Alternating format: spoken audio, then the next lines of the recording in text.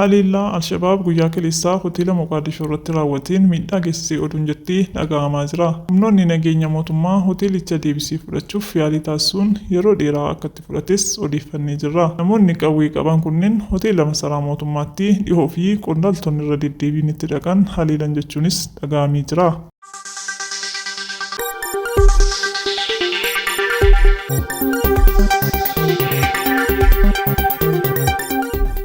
Hoogganaan shanii Daawud Ibsaa Afgaaffii Arraata BBC waliin taasiseen diina hamaa fi xannacha barootaaf nagaa Oromoo dhoraa ture ta'uu of saaxilee jira. Akeekni jalqaba murnaa isaa kan baadiyyaa fi magaalaa keessa socho'u barcuma aangoo siyaasaa masaraa kiiloo 4 akka ta'ee fi gaaga'ama murna isaa baadiyyaa keessa sochoosuun lubbuu qulqulluu ilmaan Oromoo irra ga'uuf dantaa akka hin qabne gadi jabeesseetu hime.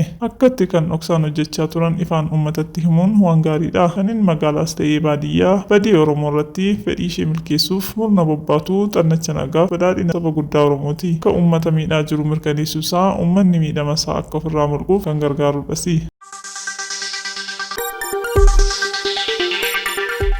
Walii galtee nagaa Piriitooriyaa eeguu fi balaa waraanaatti deebi'ee hambisuuf hordoffii bu'a qabeessa ta'ee hojiirra oolaa jira. Waraana waggoota lamaaf adda durummaan naannoo Tigraayitti gaggeeffamaa ture xumuruuf mootummaan Itoophiyaa fi adda bilisummaa uummata Tigraay gidduu walii galteen nagaa Piriitooriyaa erga mallattaa'ee waggaa tokkoo fi baatilee 4 ta'eera. Walii galteen kun yeroo mallatteeffamu miliyoonotaan miira gaariin kan simatame ta'us beekamaadha. Kanumaan kan wal qabatee mootummaan Itoophiyaa marii uummata Tigraay waliin taasisaa jira. Uummatni naannoo sanaas marii kanaan gammachuu qaban ibsachuun gaaffii qaban dhiyeessanii jiru. Mariin furtuu waan hundaati. Mariin calaqqee ijaarsa sirna dimookiraasiiti. Aadaan siyaasa Itoophiyaa bara bulchiinsa ilma abbaa gadaa hundeerraa jijjiiramaa jira. Tarsiimoo rakkoo mariin hiikuu abbichuun hordofaa jiruun cabinsi hariiroo mootummaaf uummata gidduu barootaaf turii sadarkaa olaanaan akka wal'aanamuuf firee guddaa banee jira. Mariin itti fufa mootummaa fi qaamolee hawaasa garaagaraa abbootii amantaa fi hayyoota waliin taasifamaa jiru. Calaqqee ijaarsa sirna dimookiraasii keenyaa ta'ee akka tajaajilus beekamaadha.